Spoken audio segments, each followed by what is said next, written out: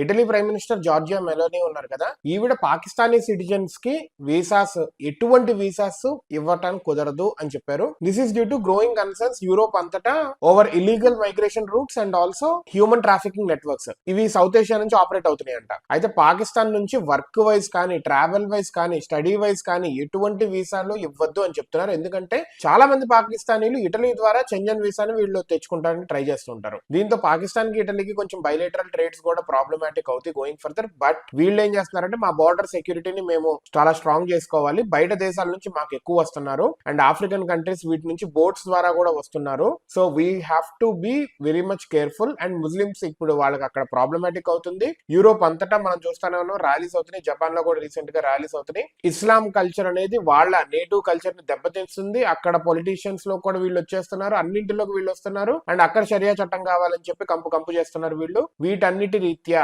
First step కింద strong గా అసలు పాకిస్తాన్ వాళ్ళకి వీసాలే ఇవ్వద్దు అని చెప్పి ఖరాఖండిగా చెప్పారు, which is a very good move వాళ్ళ కంట్రీకి.